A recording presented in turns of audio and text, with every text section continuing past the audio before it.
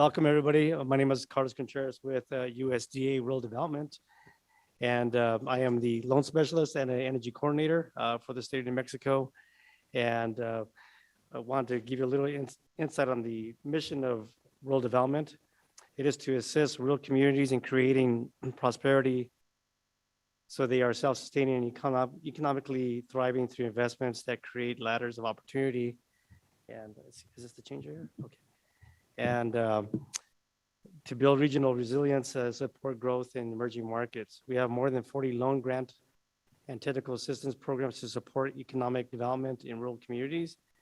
And today I will give you an in-depth overview of the Rural Energy for America program, also known as REAP, a brief overview of the Rural Energy Savings Program, known as RESP, and a brief overview of our Community Facilities Program. And we're going to see if this works. Okay. To provide you some insight on the REAP program, this program helps increase American energy independence.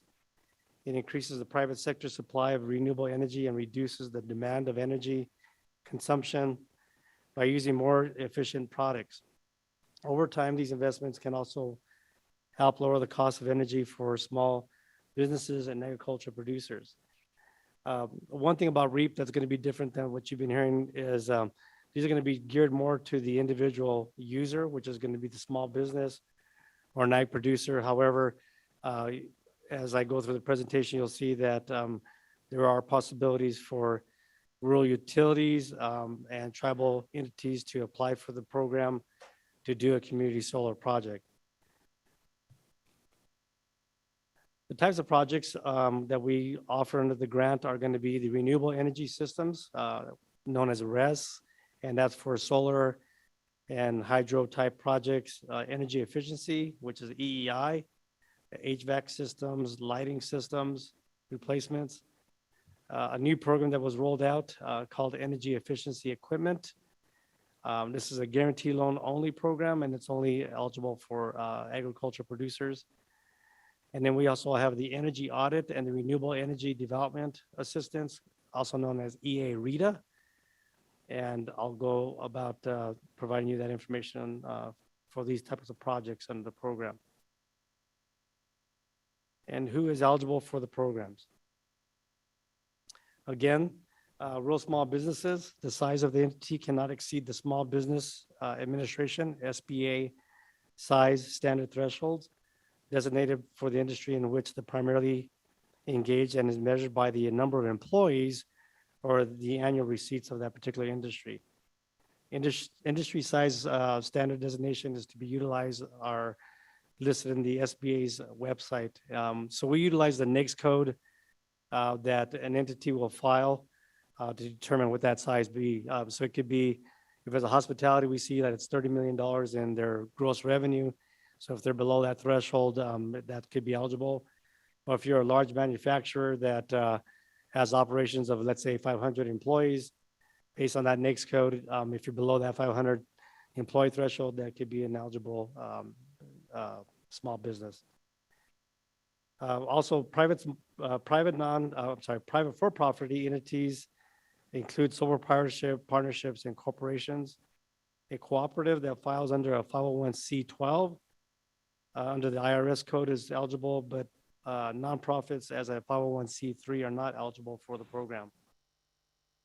Again, I mentioned an electric utility, including tribal or governmental electric utilities that provide service to rural consumers and operates independent of the direct government, can be an eligible applicant for the program.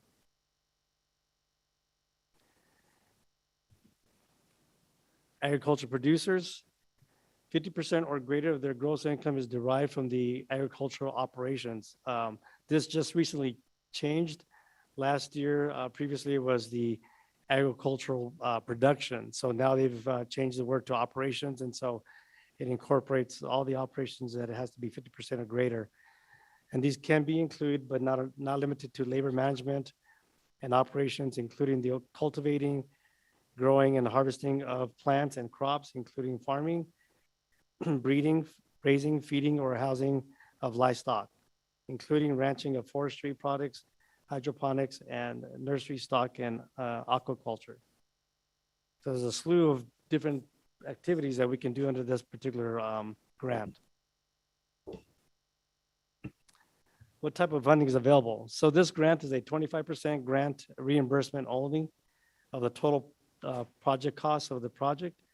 It's got a minimum of $2,500 that you can apply for, and a maximum of $500,000 that can be applied for the grant on the solar side. If you're doing an energy efficiency type project, HVAC systems, lighting systems, any kind of equipment replacement that's going to improve the efficiency of an equipment, the minimum is $1,500 in grant requests with a maximum of $250,000. Along with this is a guarantee loan program so you can apply for just the grant alone, or you can do a combination of the two, guarantee loan and a grant. If you do the two, the maximum is going to be 75% in the combination of the two. So you'll still need 25% of your own funds into the project. For the guarantee loan funding, it's a minimum of $5,000 with a maximum of $25 million for a loan amount for a project. And so I could see that solar community programs could be something where we could reach that amount. We can guarantee the project up to 80%. And currently right now, under the fiscal year 22, there is a 1% initial guarantee fee that's required at closing. And then annually, we will collect from the lender a 0.25% renewal fee from the unpaid portion of the guarantee amount. The term can go up to 40 years, but if the lender is only doing a 25-year or 27-year, that's what we're going to honor as far as the term portion. One thing about the grant I want to mention is that if you do get a grant through the program, once we receive the application for the project, that starts your time frame as to when you can start the project. And that allows us to be able to incorporate any of the costs from that point on to be eligible for reimbursement. If you do work prior to the application, we can't pay for any of that cost. The grant is also, you have 2 years to complete the project, so that from the time that we award the project, so you might apply, but we may not award it for a couple months. And then from that time that we actually execute the grant agreement is when the 2 years starts to complete the project. By the time the project is completed, we were looking at a 30-day cycle for reimbursement for the energy output for the solar, and of course the supporting documentation to show that the project has been completed and is functioning. A lot of questions come through on leasehold improvements, and we can do that on tribal land. So you can do a leasehold improvement on that. The other thing about the grant is that we tie the grant monies towards the soft costs of the project. So therefore, your engineering costs, your construction costs, labor is where we're going to put the money. If we were to tie it to the structure, the equipment, then we would look at the lifespan of that equipment. So if it's 15 years or 25 years, then we would be doing an oversight for that period of time. But we're able to put it to the soft costs. So our oversight is only going to be 3 years on the solar projects and 2 years on energy efficiency projects.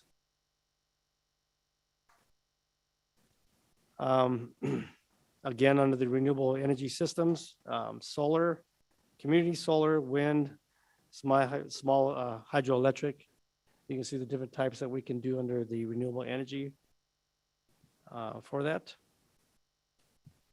I do get questions regarding residential homes as part of a solar project. Sometimes because there's an ag producer that has a home or maybe a farmhouse that's associated with the operations. We prefer that there's a second meter installed to that residential to show the difference between the operations.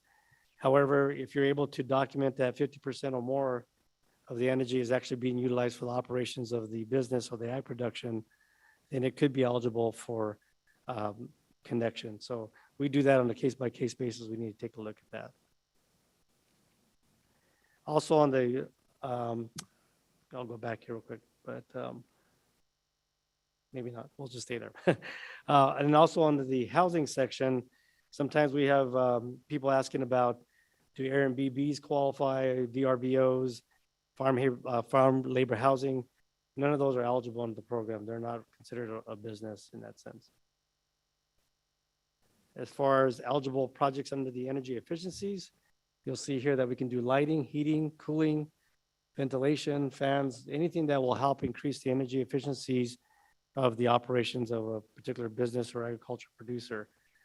We've seen where agriculture producers have greenhouses and they're wanting to increase the efficiency of that greenhouse. So a lot of these can be applied to that.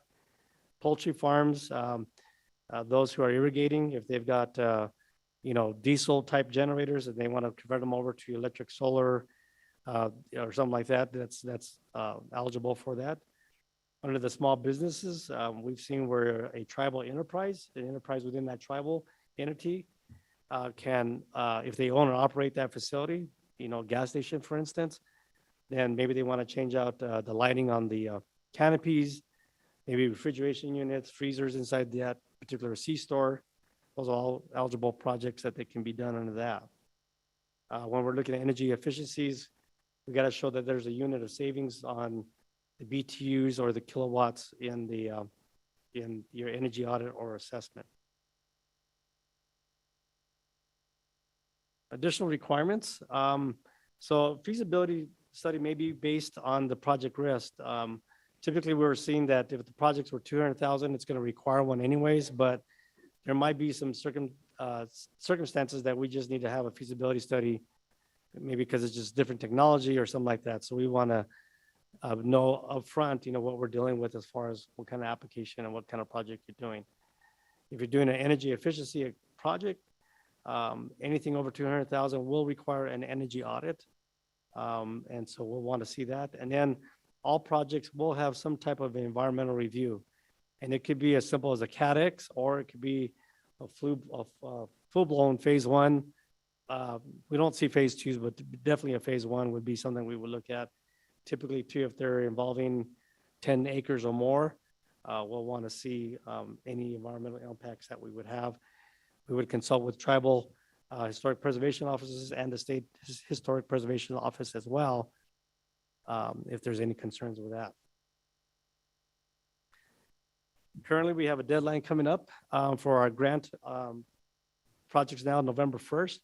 And these are going to be for projects that are requesting a grant request for 20,000 or more, or sorry, 20,000 or less.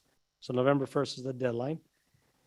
March 31st, we will have a deadline for that, and that's going to be for all project sizes. So that's 20,000 or less, competing with our second round of funding, and our larger projects of 20,000 or more. Last year, we got about $810,000 in grant money available for fiscal year 21. And we've probably funded, I believe, 12 or 13 projects out of that. And we did put money back. So a lot of the money did not get spent. So probably about 180,000 did not get spent. So we kind of hate not to utilize that. So if you got some projects, come see us. We'd like to talk to you about that. Let's see here. So our guarantee loan funding, we take applications year round. And September 30th of 2022 would be the deadline for fiscal year 22. As I mentioned earlier, that if you're doing both a grant and a guarantee loan, we want to see both of these applications come in at the same time so you get the awarded points for the project. Otherwise, it just comes in as a guarantee loan or a grant only. So, but we take these applications year round on the guarantee loan. And I did mention earlier that they are at 80% right now with a 1% fee and a 0.25 renewal fee after that. Okay, so a new program that came out. I don't think anyone's done one of these yet. So this came out kind of July, I believe. And this was expanded through the 2018 Farm Bill. And this is called the Energy Efficiency Equipment and Systems Assistance. Kind of a long word here, but we just call it EEE. And again, this is a loan guarantee loan for up to 80% of eligible costs. It's only limited to agriculture producers. It can be utilized by a small business. Again, you will seek the financing from a commercial lender negotiate all the loan parameters within them. And the one thing that's different between this program and the EEI program, which is the energy efficiency program, is that we don't need to replace something. All you have to do on this particular loan guarantee is that it exceeds the current efficiency standards of what you currently use. So that's kind of the difference on that. I don't know what the funding mechanism is as far as allocation that we have, but it's a new program that rolled out on that. So I just kind of wanted to give a quick blurb on that one. The Energy Audit and Renewable Energy Development Assistance, also known as EA-RETA. These grants are typically applied by universities, state and local governments, tribal entities, and rural electric cooperatives, and they apply for the program to assist with energy audits, technical assistance to rural small businesses and ag producers. So if you guys have the capacity to perform these type of assessments and audits to your local businesses within the pueblos or what have you, this would be something that you should look at. Again, this is the same parameters of the other programs, which is a 25% grant of the total project. If they do an energy assessment, I believe, or an audit, I believe there's a 25% that the end user, the business or the ag producer has to put into it. But it's a good way to understand where they are currently with their energy usage and how they could gain some efficiencies with their audit after they get that done. So it's a good thing. And they do have 2 years to complete this project as well. So some of the items that can be paid for are going to be salaries directly related to the project, some travel expenses for the energy audits or the assistance, office supplies, administrative expenses up to 5% of the grant, and the maximum they can apply for is $100,000 to do this technical assistance. The deadline for this is going to be January 31st, 2022. So you got some time if you want to maybe consider looking at doing some energy audits or assessments within your tribes. It would be good to look at. You can give us a call and we can provide you some applications. Otherwise, you can go to grants.gov and apply for the program through the website. All right, so we have a program that's not administered through the state offices. This actually comes out of our DC office, and it's actually through our Rural Utility Service Program. Some of the pueblos here are familiar with RUS through USDA because they do a lot of your utility, water, wastewater infrastructure, maybe some broadband, maybe some telecommunications, that type of stuff. So this particular program is administered through the DC office, and it was authorized by Congress in 2014 Farm Bill. The difference between this program here, which is RESP, and the RE program, which we do here at the state level, is that this program is a microloan program, whereas our programs are going to be a 25% reimbursement.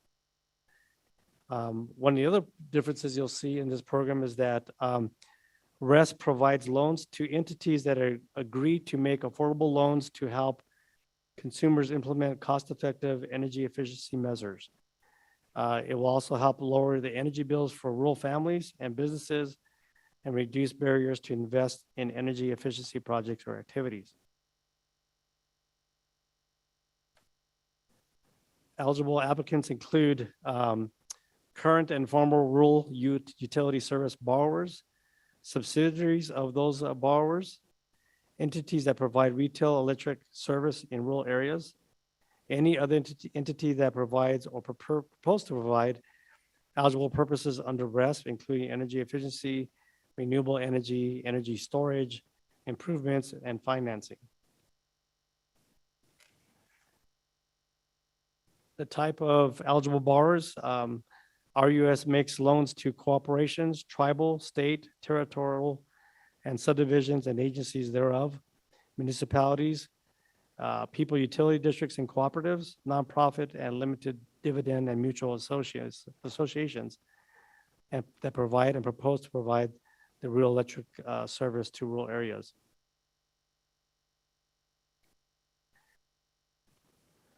how they make these loans. RUS provides a loan to at 0% for up to 20 years to an eligible entity. In turn, the eligible entity, sorry, like the utility co-op, can make a low interest loan of 5% or less and up to 10 years term on a qualified consumer, which is a rural small business or a homeowner as an example.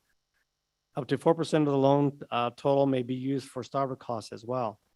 In this slide, RUS also identifies the possibility of that a manufactured home may qualify for energy efficiency retrofit or full replacement of the home with approval cost effectiveness required. So I'm not sure what that looks like, but I guess if they determine that that manufactured home is built maybe 1989 or before that, and it would cost more to retrofit it versus replacing it, it could be eligible for a full replacement under this program. So I don't know much about the program, but I've got a contact here for you that I'll provide here in the next slide or two, and you can contact them directly. The RES program can do on or off grid renewable energy systems, energy storage, energy efficiency, appliance upgrades, irrigation and wastewater disposal systems, HVAC system. There's just so many things they can do that this program can do for the rural areas. And there is your contact there for this program. His name is Mr. Bob Coates out of our DC office. And his email there, if you can read that, I think is robert.coates@usda.gov, and his phone number is 202-260-5415. The website is there as well, so you can get some information through him directly. If you can't reach him, you can always reach out to me, and I can direct you to his contact. Another thing I want to talk about real quick is our community facility programs. Some of you may know of our program as well through our USDA. And what this program does is it allows for the development of essential community facilities in the rural areas. And that could be anything from your senior centers, it could be fire stations, that type of thing. And so tribal communities are encouraged to apply. This is available to them. I bring this up because a lot of the projects for solar, you can put solar onto those fire stations and the police stations, the tribal administration buildings. I don't know whether or not they are standalone projects or if they have to be part of some other project going on. So we have a contact that I'll share here shortly, but it's a good way to do this for those facilities. One of the you have to be in a area that's 20,000 or less in population, which is a lot of areas in New Mexico, and I believe a lot of the tribal areas are like that. So they probably fit that population status. Also in our wastewater disposal program, again associated with community programs, if you're looking to maybe do solar on your water tanks, your disinfection systems, your wastewater treatment systems, there's a possibility to do solar with that through this program as well. There is direct money, which means you don't have to go through a guarantee loan. We do have, I believe, community facilities like 2.85% on 40 years, and I believe there's a small grant that can be associated with the project. On the wastewater program, I believe it's 3.25 direct money loan interest up to 40 years, and there is some grant that can be available for that. So Christine Griego, she is a loan specialist, but she's acting as a program director currently, and she can be reached at 505-761-4944, and her email address is christine.griego@usda.gov. So I encourage you to contact her office for any other tribal type entities that might be able to apply for the program. And let's see here. And this will conclude the presentation. My name is Carlos Contreras, and my information there is located there on the slide there. My direct number is 505-761-4958. And my email address is carlos.contreras, CONTRERAS @usda.gov. And we look forward to any assistance that we can provide for the tribal community, the business owners, the ag producers within that particular pueblos. And it's a good system and a good grant that we like to provide. Thank you very much.